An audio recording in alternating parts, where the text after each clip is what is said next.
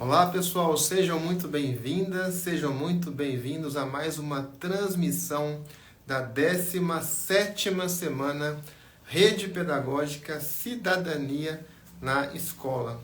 E esta é a segunda live do minicurso Educação Midiática e Cidadania. Educação Midiática e Cidadania, tudo a ver.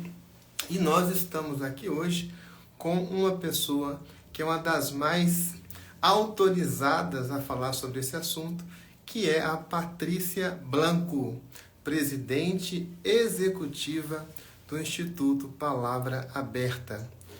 Gente, a Érica leu aqui na live anterior, né, falou aqui do currículo da Patrícia Blanco, né? Ela tem realmente várias posições muito importantes que destacam aí, né, demarcam muito bem o espaço crescente da mulher na sociedade brasileira e até na sociedade internacional. E a Érica não mencionou uma outra função muitíssimo importante da Patrícia Blanco. Ela até comentou aqui, já ia puxar, mas sentaram vários comentários depois e subiu muito rápido. Vou esperar ela comentar novamente. A Patrícia Blanco também, gente, faz parte do Conselho Editorial do jornal Folha de São Paulo. O jornal Folha de São Paulo é um jornal que é referência no Brasil, referência de qualidade, de seriedade, e tem lá esse privilégio de ter a Patrícia Blanco no conselho editorial. Até quero perguntar para ela como que é esse trabalho lá de conselheira editorial do jornal Folha de São Paulo. Para a professora Patrícia Blanco participar dessa live. Ela já está se conectando. Gente, eu mostrei aqui para vocês. Ei, Patrícia. Oi, voltei. Tudo Tudo bem? bem? Tudo É um jóia? prazer falar com você agora. O prazer é todo meu. Gente, olha só, a Patrícia tem algo em comum comigo, que é essa formação em comunicação social. Olha só, somos então colegas da Colegas, comunicação. outro dia, né, o professor Lino falou, você que é advogado e tal, só que, na verdade, a minha formação de base é comunicação social. Eu fiz direito depois, né? E uma coisa super curiosa, viu? Quase ninguém sabe, Patrícia. Eu fiz um ano de relações públicas. Eu acho Olha, que é o seu curso, não é mesmo? sim. A minha formação inicial é Relações Públicas. Olha, então realmente. Mas eu ainda sou daquela época, né, que a gente tinha que escolher, né? Podia ser jornalismo. Acho que a minha foi uma das primeiras turmas que teve que escolher, né, logo no início, se era Relações Públicas, jornalismo ou publicidade. Nossa, que interessante. E você estudou onde, Patrícia? Eu estudei na Faculdade Casper Libero, em São Paulo. Muito Então, legal, gente. Muito é, legal. faculdade de jornalismo mesmo, era famosa pelo curso de jornalismo, mas eu fiz relações públicas. Depois eu enveredei para o marketing, estudei na SPM, então, e agora eu estou aqui, aprendendo muito com os educadores, né? Muito, muito. Bem legal, gente. Então, ela lembrou aqui de uma época, né, interessantíssima, em que você fazia o vestibular para comunicação social e podia depois fazer uma opção. Tinha que fazer uma opção, né? Sim. E no caso da UFMG, tinha 4 opções, se me lembro bem, que eram relações públicas, radialismo, jornalismo e publicidade e propaganda. Eu acabei fazendo jornalismo. E por falar em jornalismo, Patrícia, você é do Conselho Editorial da Folha de São Paulo. Pode contar um pouquinho sobre isso para a gente? Sim, eu tenho a honra de fazer parte do conselho. O diretor de redação, o Sérgio Dávila, me convidou para participar, para levar esse olhar mesmo sobre questões relacionadas à educação midiática, à defesa da liberdade de imprensa, à valorização do jornalismo profissional e também discutir questões que são, né, da importância da imprensa para a democracia. Então, essa é a minha atuação. Eu sempre tento levar para as reuniões do conselho essa visão de quem está conversando com educadores, né, participando das formações e vendo, né, de fato o que está acontecendo em relação às críticas, muitas vezes por falta de entendimento do papel da imprensa, né? O jornalismo sofre muito hoje, Geraldo, com críticas que são de pessoas que não sabem como o jornalismo funciona. E ao não saber como o jornalismo funciona, acaba desacreditando o jornalismo. Né? Então, a gente, uma das ações nossas lá no Palavra Aberta é justamente trabalhar para que as pessoas entendam o que é o jornalismo e que o jornalismo ele seja valorizado não como um benefício do veículo de comunicação ou do profissional jornalista, mas sim de toda a sociedade. Então, isso é um pouco o que eu tento levar nas reuniões, nessa defesa da nossa causa. Que legal, gente. Aqui na Rede Pedagógica nós temos uma proximidade muito grande com o pessoal da Palavra Cantada, especialmente o Paulo e a Sandra Pérez, né? E agora estamos aqui também nos aproximando do pessoal da Palavra Aberta. Fala um pouquinho mais para a gente da missão do Instituto Palavra Aberta, por favor. Então, Palavra Aberta é uma entidade sem fins lucrativos que foi criada há quase 15 anos atrás com o objetivo de promover e defender a liberdade de expressão. E a gente entende liberdade de expressão num conceito guarda-chuva, onde a gente tem a liberdade de imprensa, a gente tem o direito à informação, né, acesso a informações públicas e também a liberdade de expressão de todos nós, né, como direito fundamental e necessário para o exercício da cidadania numa democracia que a gente vive. E logo no início, a gente sempre trabalhava, discutia as questões de como utilizar bem esse direito da liberdade de expressão, de forma ética, com responsabilidade. Foi então que a gente iniciou, né, uma atuação forte em educação midiática como um dos princípios mesmo, dos fundamentos para a valorização desse direito, né, na medida em que o cidadão educado midiaticamente exerce de forma plena a sua liberdade de expressão. Então, nesse contexto é que o Palavra Aberta hoje está, né, com esse programa, que é o Educamídia, de educação midiática, buscando valorizar e empoderar o cidadão para o exercício pleno da liberdade de expressão. Muito bem. Estamos aqui com Patrícia Blanco, presidente executiva do Instituto Palavra Aberta. Ela que tem várias posições muito importantes. Ela, por exemplo, pessoal, integra o Conselho de Comunicação Social do Congresso Nacional. E até comentei com ela essa semana, eu estava caminhando outro dia perto do Senado Federal, me encontrei com um colega dela, que também é conselheiro, Davi Emerick, e falei que nós teríamos esse encontro aqui na Rede Pedagógica. Ele começou a rasgar elogios para a Patrícia.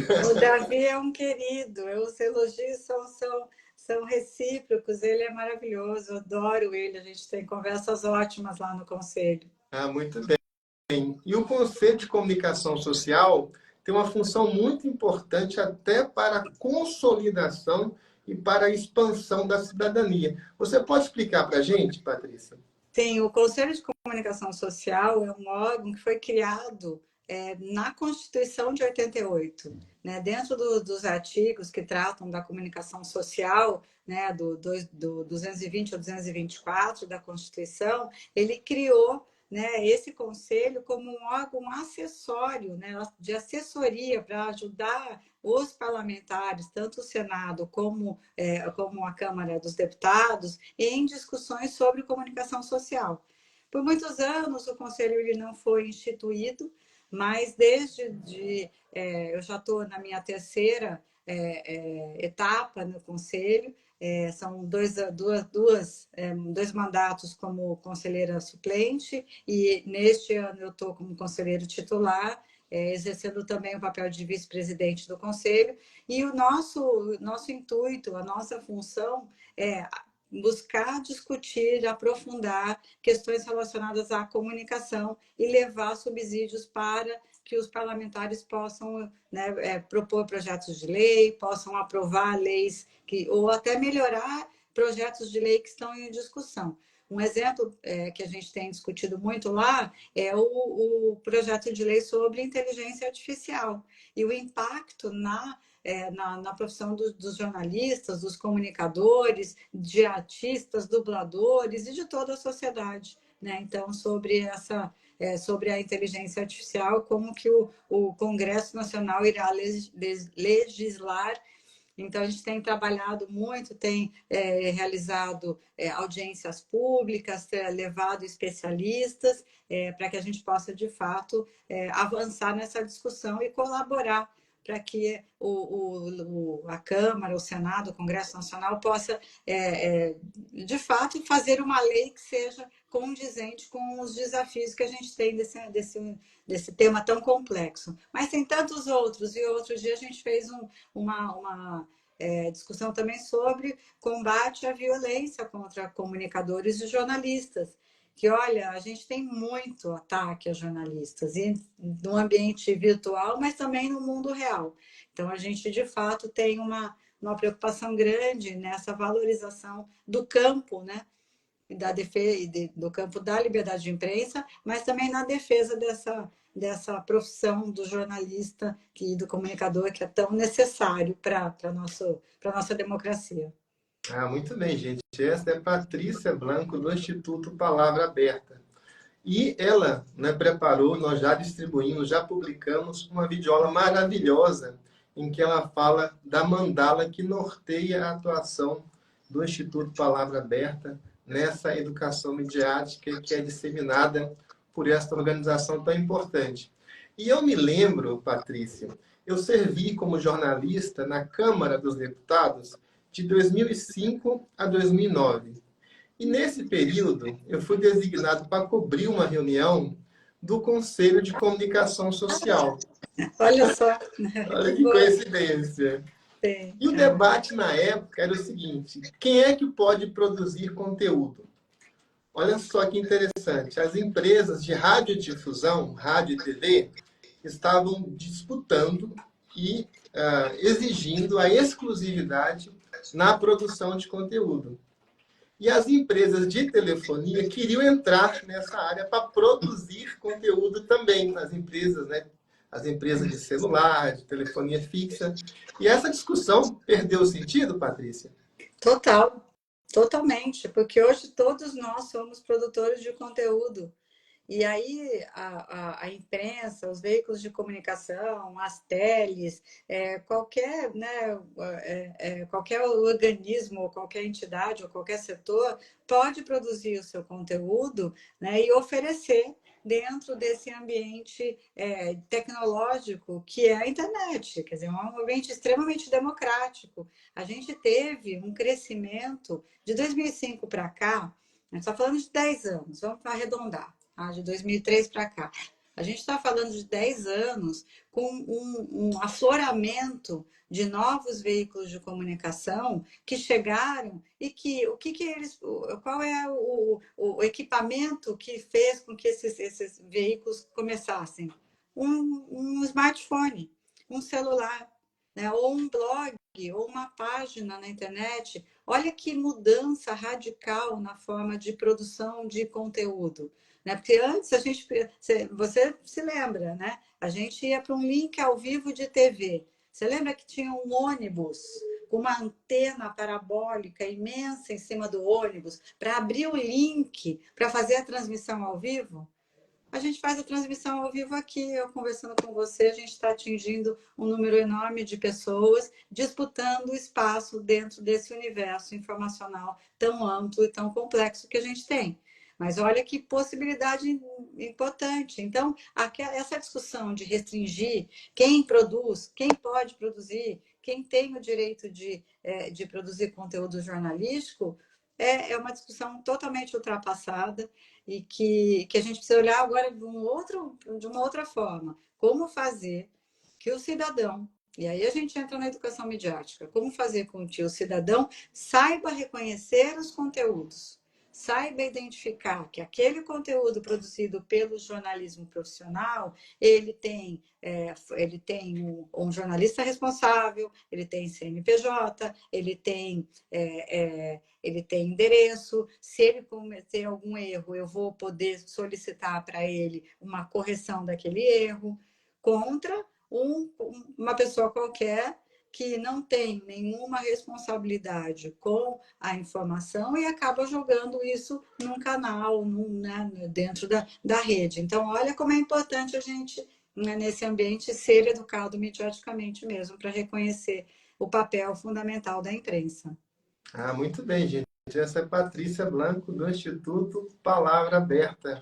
E falando da mandala, né, que norteia a atuação do Instituto Palavra Aberta, né, você falou do ler, só que um ler no sentido mais amplo, né, do escrever, que inclui a produção de conteúdo de que estamos falando, e do participar. Isso é bem importante mesmo. E eu me lembro outro dia, na verdade, aqui, a Érica me mostrou um vídeo que era o seguinte, Patrícia: dois homens conversando, homens de meia idade, que já tinham filhos, já jovens, né?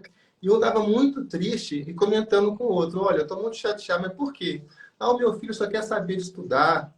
Ele já fez agora a graduação em engenharia eletrônica, agora ele quer fazer o mestrado. E ele não produz conteúdo na rede social. Ele não é ninguém. Eu estou muito preocupado com meu filho. É por aí mesmo a importância da produção de conteúdo, Patrícia? Olha, a grande questão é que a gente, assim, eu acho que tudo que é exagerado é ruim. Então, o excesso de redes, o excesso de postagens, o excesso de consumo, de tempo que a gente perde nas telas, de tempo que a gente perde imerso dentro das redes sociais, é muito ruim. Agora, o que a gente não pode deixar de considerar é que a gente hoje é um ser digital, né? Nós não tem mais, não existe mais a separação entre o físico e o online, entre o offline e o online, né? Que antes tinha, né? Você tinha ali uma persona online que tá, você tinha o seu avatar, que você entrava com aquele perfil, mas no seu dia a dia você era, né, outra pessoa, exercia outra profissão, fazia outra coisa. Hoje, o que a gente tem visto, né, que essas pessoas que adoram cunhar termos novos, eles chamam o mundo é digital, é físico e digital ao mesmo tempo. Então, a gente não está mais para a gente separar, né, a nossa persona online da nossa persona offline. A gente tem que aprender a lidar com esse mundo digital. Então, você não precisa, eu, por exemplo, na minha rede, eu estou aqui pela rede do Educamídia, na minha rede pessoal, eu posto conteúdos do Palavra Aberta, do Educamídia, da minha atuação profissional. Agora, eu tenho amigas que postam a vida delas, onde elas vão, o que elas consomem, o que elas comem, o que elas fazem, o que elas trabalham. Então, assim, depende muito de como você suporta essa interação no ambiente virtual. Eu acho que a gente tem que aprender a desconectar. E aprender a conectar quando ela é importante, mas desconectar quando a gente. Até para a gente descansar um pouquinho, né, desse universo. É Eu acho isso que aqui mesmo. alguém escreveu: devemos equilibrar com as relações intrapessoal e interpessoal. Eu não peguei o nome da pessoa que escreveu isso aqui, mas é exatamente isso, né? Que a gente. E olha como isso é importante até como da forma como a gente tem que se policiar, e nós que somos educadores, que estamos lidando com essa geração que está aí, é também passar um pouco esse exemplo, né, de você desconectar, porque a gente está hoje numa discussão muito grande que assim, tira o celular da sala de aula, tira o celular da escola, mas a gente está educando para o uso correto, para o uso equilibrado desse dispositivo? Ou a gente simplesmente está jogando o celular para debaixo do tapete, esquecendo que ele existe e não está fazendo isso. A gente está, por exemplo, também nos policiando enquanto pais, enquanto educadores, não levando o celular para a mesa do café da manhã, do jantar, conversando com o filho enquanto a gente está no celular. A gente também tem que olhar o nosso lado, né? É exatamente isso mesmo. Gente, a Patrícia Blanco, que é presidente executiva do Instituto Palavra Aberta, é uma pessoa com essa leveza que você está vendo aí, né? Com muito conhecimento, com muita habilidade, por isso que ela está tão bem representada aí em órgãos, né, super importantes. Nós estamos bem representados por ela, na verdade. Interessantemente, Patrícia, a questão da cidadania, que é o objeto de reflexão desta 17ª edição da Semana Rede Pedagógica, está muito conectada com a ideia de mídia. Eu acho que nem todo mundo aqui sabe o que é mídia, né? Mídia é uma palavra que significa meio, né? Eu ouvi muito bem na sua videoaula você explicando que a Educamídia, né, que a palavra aberta, ela não lida apenas com a mídia digital, mas com a mídia em geral. Sim. Não é mesmo? É isso mesmo. E a mídia seria, no caso, interessante isso, eu até mostrei aqui, Patrícia, esse livro aqui do Habermas, Teoria do Agente Comunicativo, né? A mídia, que ela tem a ver com a disseminação de informações, né, que era feito de forma profissional na época a que se refere essa teoria do Habermas, que é a teoria da esfera pública. Eu acho que todo mundo aqui já ouviu falar de esfera pública. Isso é bem interessante, pessoal, e tem tudo a ver com a cidadania. Nós não podemos falar de cidadania sem falar de esfera pública. E esfera pública é o espaço privilegiado da interação, da atuação da mídia, seja ela eletrônica, digital, seja ela física também. E o que é a esfera pública? Olha só, o Habermas imaginou o mundo da vida, é você lá desconectado, né, no seu cantinho, cuidando da sua vida, fazendo o seu cafezinho, né, você na sua vida desconectado da política formal, vamos dizer assim. E tem o Estado, a esfera estatal, né, onde as leis são produzidas e estão localizadas também as agências que vão atuar a lei, que vão aplicar a lei. E no meio disso, você tem o quê? O cidadão, ali você sai do mundo da vida, vai para a esfera pública, participa de debates públicos, e desses debates públicos surge a opinião pública que vai orientar a atuação do Estado. A cidadania seria basicamente isso. E vocês conseguem ver a importância da mídia nesse processo, não é? Por quê? Porque antigamente a Constituição dos Estados Unidos, que é a primeira Constituição, né, que nós temos no Estado, né, mais contemporâneo, essa Constituição ela foi produzida a partir de debates na imprensa, em jornais escritos, né? Jornais impressos. É bem interessante. Aí foram chegando a acordos, esses acordos foram se transformando em normas que depois se consolidaram nessa Constituição dos Estados Unidos no final do século XVIII, né? No final do século XVIII. Agora, hoje não. Hoje a mídia é muito mais que isso. Mas qual que é a importância, Patrícia, da mídia para o enriquecimento da esfera pública? Bom, ela é fundamental, mas vamos voltar só um pouquinho nessa questão do conceito de mídia. E hoje o conceito de mídia, ele muda porque hoje todos nós somos mídia. A camiseta que a gente usa é uma mídia. A embalagem de um produto é uma mídia.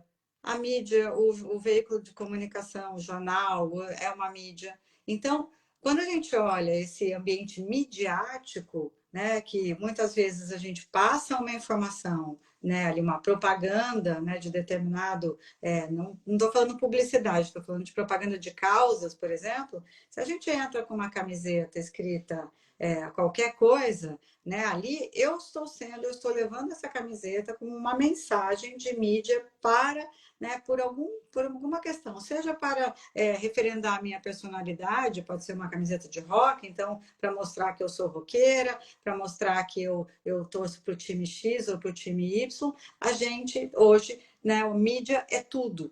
Então, a gente está nesse ambiente imenso.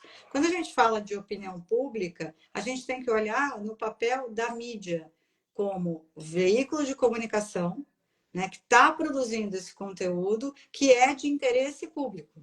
E aí, como esse conteúdo de interesse público impacta né, na formação da opinião pública sobre determinado assunto. Então, a gente tem que olhar, né, para essa esfera, né, do debate, no qual é na riqueza de veículos de comunicação que a gente tem e na importância dele para justamente construir essa esfera pública de debate. Então, a gente precisa, por exemplo, ter veículos de todos os tons, de todas as cores, de todas as linhas editoriais, de todos os pensamentos, para que a esfera pública se torne cada vez mais plural, mais democrática, mais diversa, e com isso a gente consiga ter uma sociedade ainda mais democrática, onde todos têm voz. Esse é o princípio da democracia, né? Ah, que legal, gente. Que legal, então, essa ampliação do conceito de mídia, né? Antigamente, mídia era só o jornal impresso, a televisão, o Sim. rádio, né? É. Aí surgiram as mídias sociais. Eu até queria que você explicasse para a gente, Patrícia, a diferença entre mídia social e rede social. Bom, é assim, na verdade, dentro da internet você tem diversas nomenclaturas, né? Então, o que a gente tem? A gente tem as plataformas, que são os provedores de serviço. Então, você tem a plataforma de veículo de comunicação, você tem a plataforma onde a gente entra, né, para acessar determinados conteúdos, produtos e tudo. Tem a plataforma de e-commerce, né, que é a compra online, tem a plataforma de comunicação, tem diversas. Aí a gente desce para o ambiente das redes sociais, né? Que são as plataformas que permitem a interação entre pessoas, que permite justamente que você se relacione, né, com outras pessoas, que você compartilhe conteúdo, que você acompanhe o dia a dia daquele seu amigo que mora no exterior. E então, você tem uma esfera, vamos dizer, pública, né, da rede social. Aí você tem a mídia social, que é um instrumento que você utiliza para acessar essa rede social. Então, assim, na verdade, quando a gente olha, né, e fala rede social e mídia social, está muito ligado uma coisa na outra. Então, tem diferença, mas a diferença é muito pequena em relação ao conceito. Eu acho que esse é o ponto que o principal conceito que a gente tem hoje, dentro, né, do universo da informação, a rede social e a mídia social se tornaram instrumentos muito poderosos para o bem e para o mal, né? Para a boa utilização de todos. Você pega, por exemplo, vamos olhar a tragédia que acometeu o Rio Grande do Sul. As mídias sociais, as redes sociais, os grupos de WhatsApp, os veículos de comunicação, todos se mobilizaram em prol, né, do povo gaúcho, né, levando doações, fazendo campanhas de arrecadação de alimentos, de comida, de tudo, né, de roupas, de tudo que era necessário para aquele momento. Ao mesmo tempo, a gente teve um aumento absurdo de desinformação sobre a tragédia. Então, políticos que queriam, né, tumultuar, dizendo que o governo federal não deu dinheiro, o governo municipal não deu dinheiro, e aí ficou aquela briga, né, tumultuando o debate. Então, olha como as coisas, assim, o fato que eu queria só trazer é o seguinte: tem sempre o lado positivo, e aí a gente precisa enaltecer o lado positivo, mas a gente precisa olhar com atenção também para o mau uso dessas ferramentas. Muito bem, gente. Estamos aqui, então, com Patrícia Blanco, do Instituto Palavra Aberta. Gente, o Habermas, ele esteve no Brasil. Só retomando aqui um pouquinho o que eu já disse, né? Ele dizia o seguinte, olha, ele está vivo ainda, bem idoso, é talvez ainda hoje a maior cabeça, né, pensante que nós temos no mundo. Ele diz o seguinte, para que haja democracia, para que haja cidadania, é necessário que haja esfera pública. E para que haja esfera pública, é preciso que haja educação midiática. Eu estou aqui usando a expressão, né? Sim, sim, olha, né? Quem imaginou que a Habermas ia falar de educação midiática, né? Porque não adianta, né? Para ter uma esfera pública, as pessoas têm que estar habilitadas para fazer o debate, né? Tem que Sim. saber usar os instrumentos disponíveis, os recursos disponíveis. Isso envolve, como disse aqui, e disse também na aula, a Patrícia Blanco, né? o letramento digital, letramento analógico, superletramento, né? A escrita, a produção, a expressão. Quando ela fala escrever, não é só escrever um nome, escrever um texto, escrever, pintar um quadro, por exemplo, né? Sim. Produzir um filme, isso estaria dentro desse conceito amplificado de escrever. E o Exatamente. participar, não é mesmo? É isso. Mas para que haja esfera pública, né, o cidadão, até assim, na verdade, é uma técnica que eu vou falar aqui, mas o cidadão, ele é cidadão de verdade se ele tiver, né, esse aparato todo. Se ele não tiver, ele é um cidadão a ser. Ele está em formação. E o Estado tem o dever de prover educação para que todos se habilitem a funcionar nessa esfera pública. E interessante que quando o Habermas esteve no Brasil, perguntaram para ele, mas vem cá, isso já tem já uns 20 anos, a sua teoria se aplica ao Brasil? E a resposta dele, não. No Brasil ainda não existe uma esfera pública. No Brasil ainda não existe uma esfera pública. E a minha impressão, Patrícia, é que nós, veja, em outros países, nós colocarmos a Alemanha, do Habermas, né? A Espanha, do Miguel Arroyo, até Portugal, do José Pacheco, que esteve aqui com a gente, os Estados Unidos, né, onde estudou lá, tanto Arroyo como o Fred Bertolini, que estiveram aqui com a gente também. Se nós pensarmos, nesses países, houve um processo de disseminação, de universalização da educação analógica. E depois veio a educação digital e a coisa acabou se aperfeiçoando. Mas, aparentemente, no Brasil, teve um salto. As pessoas, antes de passar, a minha impressão, pelo processo de letramento analógico, já caíram no ambiente digital e isso pode causar graves problemas, não é mesmo? Exatamente. A gente mergulhou de cabeça no universo digital sem ter resolvido o problema do analógico.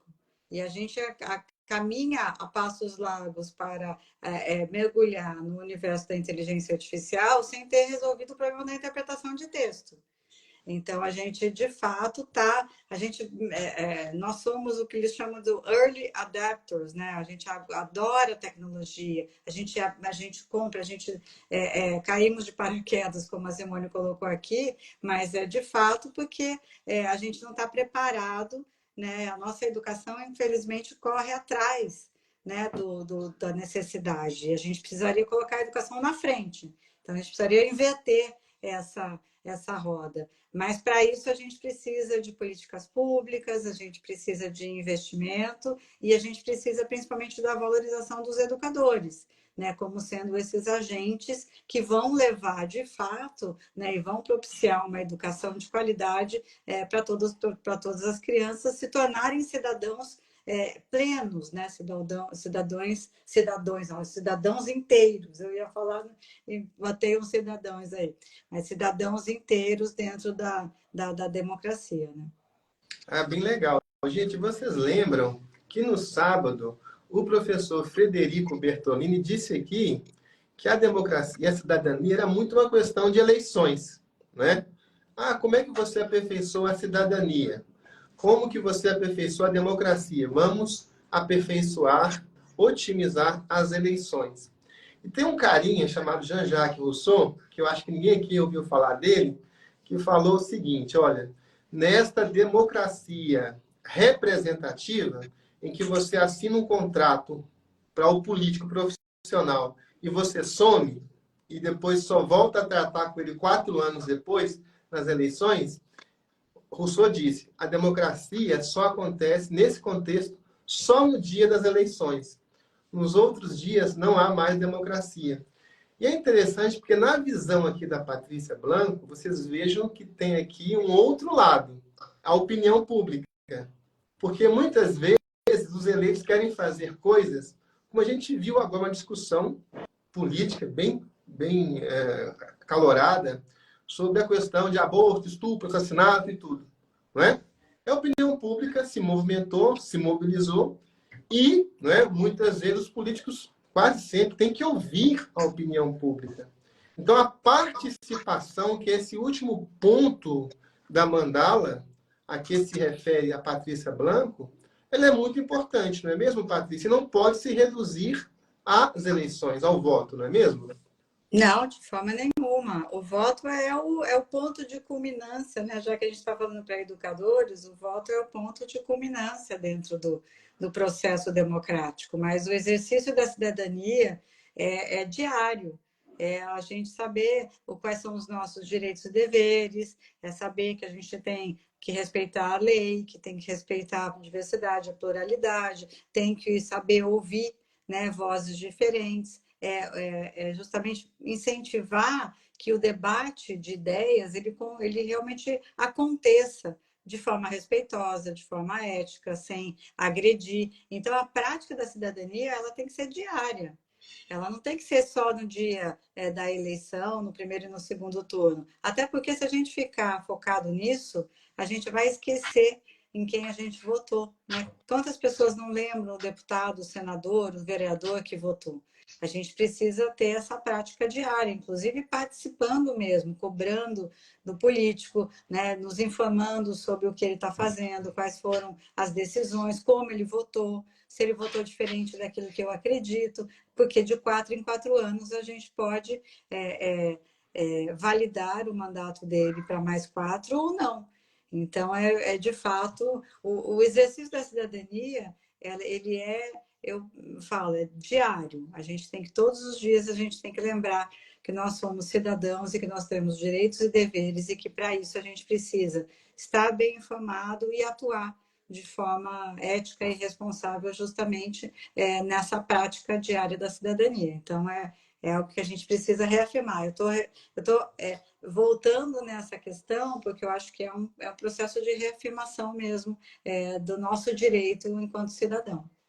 Ah, muito bem, muito bem. Você já até tangenciou isso, Patrícia. Ontem, o professor Miguel Arroio, que é da UFMG, ele fez um mini curso aqui, né, com muita energia, né, com muitas denúncias, com muita luta verbal e de ação também pela educação. E ele citou aqui um autor que é o Walter Benjamin, que você que é da comunicação utiliza muito, certamente, na sua prática e também nas suas reflexões. E o Walter Benjamin alertou, já no começo do século XX, para o problema do excesso de informação. Porque quando a gente fala em mídia, a gente está falando de informação, né? De difusão de informação. Né? Sim. E o risco de esse excesso de informação, né? De essa overdose de informação matar a experiência. Que a experiência é algo que nós precisamos resguardar. Você pode nos falar como é possível, dentro da abordagem do Instituto Palavra Aberta, você qualificar a produção e o consumo de informação e, ao mesmo tempo, resguardar a experiência? Olha, assim, dentro do conceito da educação midiática, né, um dos pontos principais é justamente a análise crítica da informação. Você buscar, questionar toda e qualquer informação que chega até você. Então, quando a gente pensa nessa questão, né, de resguardar a informação boa e separar, né, o joio do trigo, como a gente falava muito na comunicação, é justamente esse filtro que a gente tem que ter na medida em que a gente analisa um conteúdo. Eu sou contra, e sou radicalmente contra, qualquer tipo de filtro imposto por outro. Eu acho que o filtro principal é o filtro que a gente tem que construir dentro dessa análise crítica da informação. Não acho que a gente tem que ter um tutor, uma pessoa que vai definir o que é verdade do que não é, o que é bom, o que é ruim.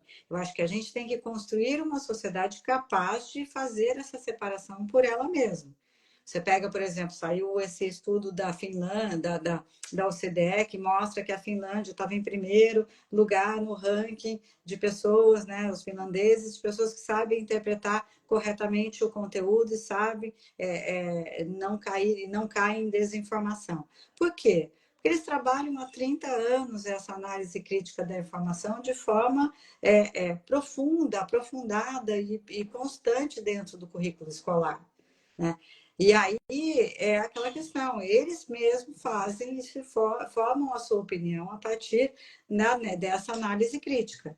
Então, assim, como separar é algo que a gente fala muito lá no Educamídia, que a gente precisa treinar o olhar, a gente precisa questionar a informação, a gente precisa ter uma atitude reflexiva em relação a qualquer conteúdo que chega até nós. E aí, essa atitude reflexiva vai também valorizar a experiência e não a instantaneidade. Qual é o problema que a gente tem hoje? A gente vive na era da instantaneidade. Então, chega uma informação para mim, a primeira coisa que eu tenho que fazer é passar para frente, sem refletir.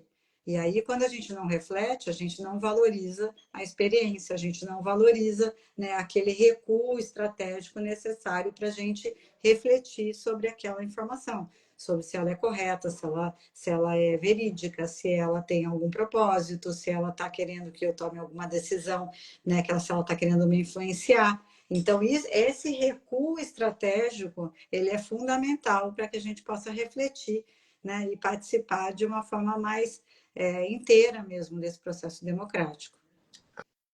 Muito bem, gente. Estamos aqui com Patrícia Blanco, já chegando aqui ao final. Se você quiser mandar uma pergunta para ela, pode mandar aqui nos comentários, que nós vamos repassar para ela poder responder. Já estamos aqui nos aproximando do final dessa ótima conversa aqui, que né, se a gente for levar aqui pela qualidade das exposições da professora Patrícia Blanco, nós não vamos, né, encerrar essa live tão cedo. Mas é bem interessante quando você fala a respeito, né, dessa necessidade de filtrar, de preparar a pessoa, a autonomia, né? Nós falamos aqui também com o professor Lino de Macedo sobre anomia, autonomia e heteronomia, né? Eu posso falar da distinção entre anomia, heteronomia e autonomia com vários recortes diferentes. Mas esse recorte que você está trazendo é muito interessante, porque a autonomia é o seguinte: eu não vou dar para a pessoa a informação mastigada. Eu vou preparar o estudante, vou preparar o aluno para ele processar as informações. E é interessante, pessoal, porque o que mata a experiência, aqui na perspectiva aqui do combate que o Instituto Palavra Aberta faz, é fake news, a manipulação. Por quê? Com a manipulação, a pessoa acha que está vivendo uma coisa que não existe. Ela acha que está vivendo uma experiência, mas não é uma experiência. Ela está dentro de uma farsa. Tem até um filme, né, um filme que foi protagonizado pelo Jim Carrey, em que ele passou a vida toda dentro de uma redoma. Ficou dentro de uma redoma. Se alguém lembrar o nome do filme, não me lembro agora, esse é o Mundo de Andy. Ele ficava dentro de uma redoma e tudo ali era programado. Todo mundo era ator, né? Ou seja, ele não tinha experiência, porque a experiência é função da liberdade. E a liberdade é função da verdade. Não é? Quando você fala, né, Patrícia, de promover a educação midiática, é desvelar a verdade, não é mesmo? Sim. Exatamente. Na verdade, que o conceito de verdade é um conceito muito filosófico, né, para a gente discutir, né, o que é verdade. Mas eu gosto de trabalhar o conceito da verdade factual, da Hannah Arendt, que é a verdade baseada em fatos. Né? Aquilo que aconteceu ali naquele momento, que você teve um registro daquele momento. Quando você começa, a partir de um núcleo de verdade, a construir uma narrativa falaciosa, fraudulenta, com o objetivo de te manter dentro de uma bolha, te manter reforçar suas crenças e ideologias, você está privando esse indivíduo que acredita nessa narrativa da sua própria liberdade. Né? Porque você está colocando ele dentro dessa redoma e dizendo, não, a sua bolha é essa e você vai acreditar só no que determinadas fontes, determinadas vozes vão falar. Então, a gente precisa furar essa bolha, furar essa redoma, olhar para fora, olhar para outras vozes que pensam diferente de mim para que a gente possa avançar. Mas, de novo, o conceito da verdade factual é o conceito que deve nortear, inclusive, a cobertura jornalística, né? O fato aconteceu, você pode ter pontos de vista diferentes, mas o fato é um só. Né? Não existe como, né, o ex-presidente americano cunhou o termo, né, do fato alternativo. Existe um fato. O que tem são pontos de vista diferentes daquele fato.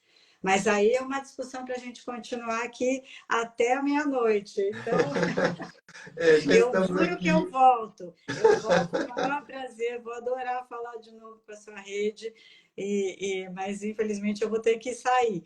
Então, eu queria agradecer demais, demais essa oportunidade, convidar todos que continuem acompanhando o educamídia.org.br. A gente tem uma rede bem potente também já de educadores educados mediaticamente. A Érica é uma das nossas multiplicadoras. Eu vi aqui que várias postaram aqui que também fizeram o nosso curso. E fiquem de olho porque a gente vai abrir vagas para o curso do Educamídia agora em agosto. Então, quem tiver interesse em saber um pouco mais sobre educação midiática, conto para vocês que os nossos formadores são muito mais especialistas em educação midiática que eu. Então, vocês vão aprender muito mais do que o meu mini curso. O mini curso foi só um gostinho, só uma amostra grátis para vocês poderem acompanhar e se apaixonarem também pela educação midiática, que é hoje um direito fundamental de todos nós. Muito bem. Nós vamos colocar as coordenadas na plataforma para vocês acompanharem. Quero agradecer muito pela participação, pela lucidez, viu, Patrícia? Aí a Erika falou para a gente fazer uma foto aqui, ela falou que esqueceu de fazer a foto com você. Aliás, para poder salvar aqui a Erika, você me permite só isso, então eu vou passar para a Erika aqui, para ela fazer a foto com você. Ela estava aqui chateada, porque eu não fiz a foto com você. Tá joia? Tchau, Patrícia. Tchau, Gilmar. Prazer te Tchau, ver. pessoal. Obrigada. Eu sou antiga, eu gosto de retrato. Vamos lá, então. A gente tira aqui um print, Patrícia. Na verdade, quem faz isso, né, é quem está assistindo. Eles vão registrar um print da nossa live, é uma recordação, mas é também uma maneira da gente multiplicar esse convite, né, para que as pessoas venham participar da Semana Rede Pedagógica, venham seguir o nosso perfil Rede Pedagógica e também o de vocês, Educamídia. Então, vou chamar todo mundo aqui agora para preparar o clique. A gente vai sorrir, vocês fazem um retrato, uma foto bem bonita, publicam aí nos stories da conta de vocês e marquem o perfil Rede Pedagógica e marquem também o perfil Educamídia. Assim, os seus contatos vão ver que você está utilizando o seu tempo na internet de forma produtiva. Porque você está estudando e assim você também vai inspirar outras pessoas a buscarem conhecimento também. Vamos lá? Vamos lá, vamos lá. Ria! Gente, cadê o print? Quero Pronto. mais print, mais print. Façam o print e publiquem nos stories. Eu vou curtir todos os stories hoje que marcarem os perfis Rede Pedagógica e também o perfil Educamídia. Tudo junto, tá bom? Mais uma vez, olha o passarinho. Pronto, obrigada, viu, Patrícia? Foi realmente assim, uma experiência gratificante a sua participação aqui. Para nós é uma honra muito grande. Para mim também, para o Educamídia, para o Palavra Aberta, é um prazer, conte sempre com a gente, Érica, foi um prazer mesmo. Até Beijo mais, para vocês. até breve. Beijo, até breve. Tchau, tchau. Tchau. Gente, essa foi a participação aqui da Patrícia Blanco, do Instituto, né, presidente executiva do Instituto Palavra Aberta, que desenvolve esse projeto interessantíssimo de educação midiática, que é o Educamídia. Você pode seguir o perfil @educamídia. Nós já colocamos lá na plataforma RPAD, ou seja, no nosso ambiente virtual de aprendizagem, as instruções para que você acesse o site educamídia.org. Lá no curso também tem o Guia da Educação Midiática para você fazer download gratuito, um material riquíssimo, que com certeza você vai gostar de ler e vai utilizar bastante aí nos seus próximos planejamentos de ensino e planos de aula. Lá na plataforma RP EAD, a gente também referenciou uma atividade interativa, A gente colocou aqui no post da Rede Pedagógica uma publicação do Educamídia que fala sobre a importância da educação midiática. E a gente está convidando vocês a comentarem nesse post com sugestões, para adicionar essa camadinha, esse temperinho da educação midiática na prática profissional de vocês em sala de aula, tá bom? Gente, quero lembrar também, que a 17ª semana Rede Pedagógica conta com o apoio, da Fundação Roberto Marinho, patrocinadora oficial da nossa formação. E eles gentilmente enviaram aqui, 10 kits completos do canal Futura para vocês. A gente vai sortear esses kits no dia 27 de julho. As instruções para participar dos sorteios, tá? Não só desses kits aqui, mas dos livros autografados pelo educador Miguel Arroio e também dos kits Rede Pedagógica estão lá na plataforma. Acompanhe tudo na plataforma, porque lá você encontra as informações em ordem. A gente tem uma trilha de aprendizagem completa, para você não perder nada. Você garante a sua certificação e também garante a sua participação no sorteio dos prêmios. Olha que linda essa bolsa, gente. Vou até colocar aqui. Ai, professora, a gente adora uma bolsinha, né? Ainda mais bonitinha assim, ecológicazinha, pra gente levar, hein? Com os materiais para a escola. Bom demais, né? Então corre lá, confira as regras, tá? Leia com atenção as regras e participe. Amanhã tem programação aqui na Rede Pedagógica, mas antes deixa eu colocar aqui meu cachecol. Olha que bonito, gente. O meu cachecolzinho. O estúdio aqui da rede é frio pra dedéu. Muito ar-condicionado e eu vou pôr esse cachecol lindinho aqui, que quem fez pra mim foi a Sandra. Sandra fez pra mim esse cachecol. A Sandra é uma amiga querida, profissional. Foi ela que arrumou meu cabelo hoje para que eu estivesse com vocês. E como eu ganhei esse cachecol lindo aqui... Ganhei não, gente, comprei.